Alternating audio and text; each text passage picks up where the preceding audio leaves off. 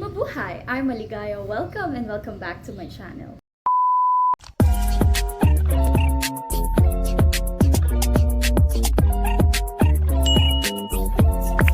And for today's vlog, we were going to talk about driver's license. So, how to get a driver's license here in the Philippines. Paano nga ba kumuha? So, I will be sharing to you my knowledge and my experience on how to get a driver's license. But first of all, let me give you a knowledge of what is a driver's license.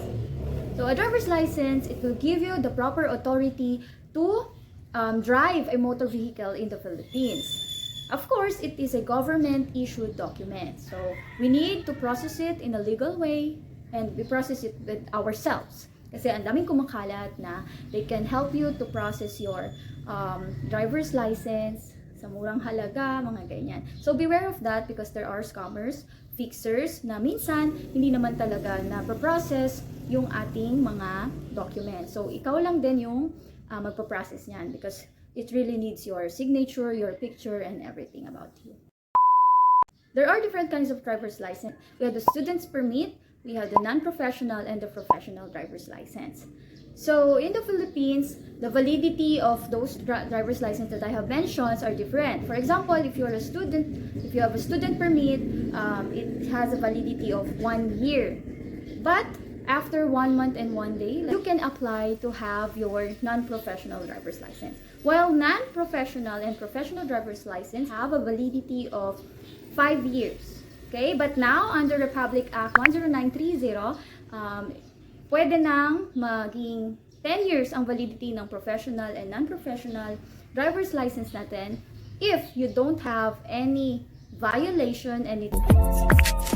But from now, we will be talking about how to obtain a student permit and non-professional driver's license because that was I have experience. Year 2019, I have my student permit and then year 2021, I got my non-professional.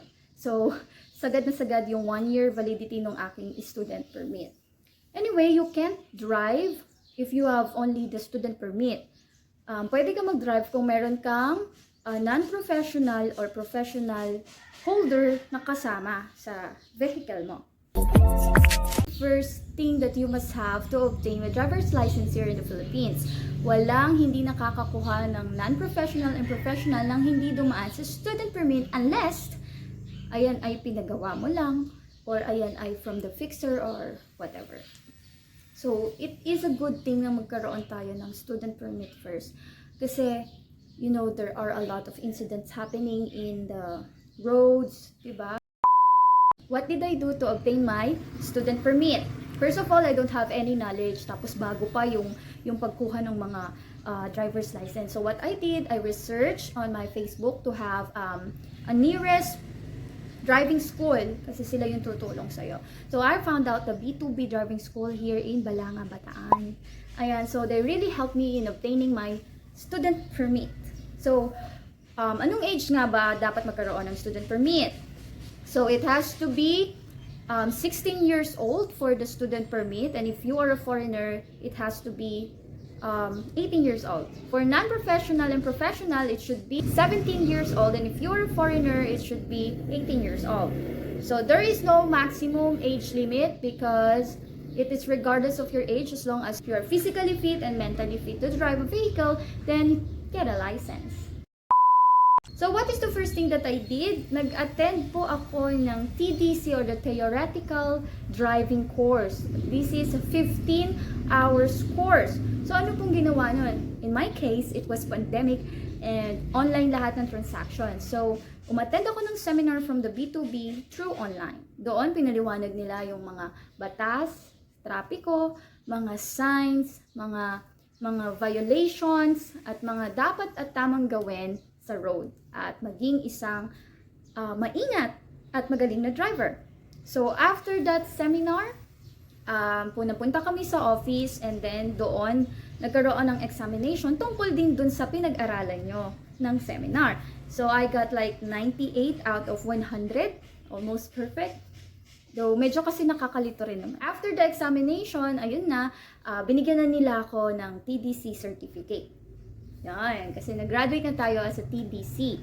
Ngayon naman, after that, you can go to the nearest LTO branch to apply for student permit. Anong kailangan for the student permit? The PSA, original and photocopy. And then a valid ID, one valid ID, government ID. Third is the TDC. Fourth is the ADL form na makukuha sa LTO. Or pwede ring i-download in the LTO websites. And then fifth is your medical.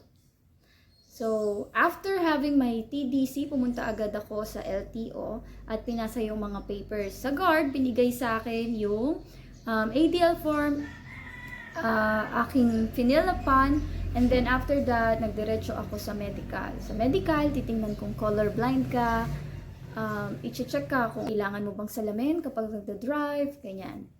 So, yun lang. After the medical, if you pass the medical, punta ka ngayon sa guard, and then bigay mo ulit yung ADL with your medical, and then wait ka lang to process your student permit.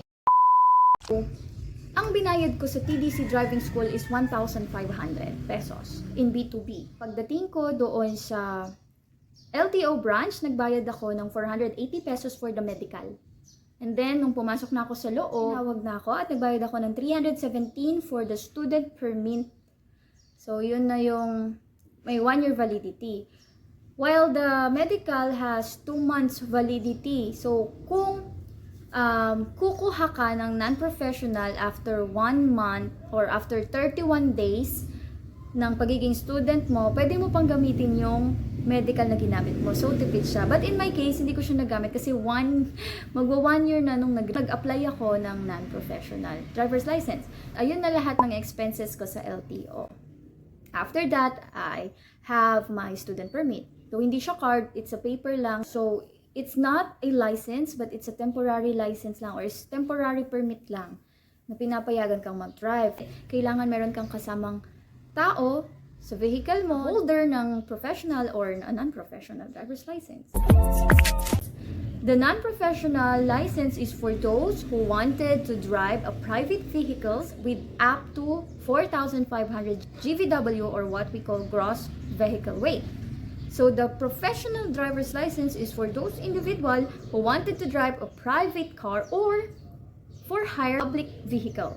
Actually, yung professional driver's license permitted you to drive all types of vehicles, including the 4,500 GVW, gaya ng mga construction equipment. Yan, pwede ka if you are having the professional license. The non-professional license is for those who wanted to drive a private vehicle with up to 4,500 GVW or what we call gross vehicle weight.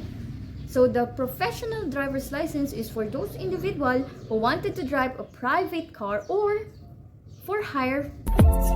Once na na-expire ang student permit mo, uulit ka na naman sa B2B driving school at tinanong ko kung magkano yung magagastos ko for having a non-professional driver's license, because there are 2 most important requirements to have non-professional driver's license. First, you have to have your student permit, and second, you have to have your PDC or the practical driving course. Ano na naman yan?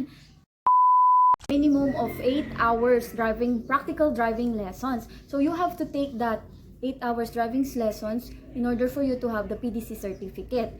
So, meron kasing memo si LTO na nagsasabi na kailangan ng PDC bago makakuha ng non-professional or professional. But it's sometimes pricey, pero meron mga TESDA accredited driving schools din na nag-o-offer ng mas mababang rate in order for you to have the PDC. So in my case, ang nabayaran ko lahat-lahat, it depends on the driving school, pero ito yung pinaka murang driving school na search ko in our area. So for depende rin yan if you are automatic ba na motorcycle or car or manual transmission. Yan. So depende yan sa restrictions mo. Now, sa B2B, pag car ang gusto mo, 3,500 for manual and 1,500 naman for motor. Pagka automatic, medyo mas mahal siya, parang 4,500 yata. Kasi in my case, motor 1,500 and then car na manual ang kinuha ko, kaya 3,500. So, 5,000 lahat noon. Correct? Since ako ay graduate ng B2B, nakakuha pa kami ng percent or ng discount. Kasi graduate ako ng TDC sa kanila. So with that, 8 hours mong gagawin yun, for car and 8 hours din for motor. So, ano bang kinaganda? Bakit manual yung kinuha ko? Kasi kapag manual yung kinuha mo sa car or sa motor, pwede kang mag-drive or malalagay sa driver's license mo na pwede kang mag-drive ng manual or matic. Okay? Unlike kapag matic yung kinuha mo, hindi ka pwedeng mag-drive ng manual. So, sa kotse, kinuha ko yung manual transmission para makapag-drive din akong matic. And, although marunong na akong mag-matic, kaya tinry ko na yung manual. So, natuto naman ako. Sa motor naman, hindi ko na kinuha yung manual. Though marunong naman akong mag-manual, pero since hindi naman ako gagamit, kaya ang ginawa ko na lang is nag-automatic na lang ako. It's a hands-on training ha, na magdadrive ka talaga ng vehicle. So, after mo nang matuto, kung kulang pa at hindi mo pa kaya, pwede ka namang magpa-extend. Pero may bayad yon. Okay? Pero ang required ng LTO is minimum of 8 hours. So, after ko makakuha ng 8 hours na, both tig-8 sa manual and sa car, pumunta na agad ako sa kanila. So, sa LTO, nag-apply na ako for non-professional. At may exam yon. May exam sa LTO. I think it's 40 items, na kailangan mong maipasa. So, nag-review ako kasi binigay ni B2B Driving School, meron silang reviewer in order for you to review the lessons, okay? About, about driving, about traffic rules and traffic violations, regulations, and etc.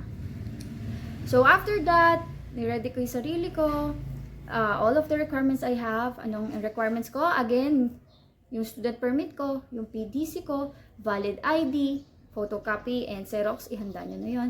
And then, yung medical. So, umulit ako sa medical. Kasi nga, na-expired na yung dating medical ko. Okay? So, magkano ang nagastos ko medical? 480 ulit. Yan. So, after that, pumunta na ako. Na-process na yung non-prof ko. Kailangan ng signature mo, picture mo, and everything. So, LTO, binayaran ko 480 for the medical.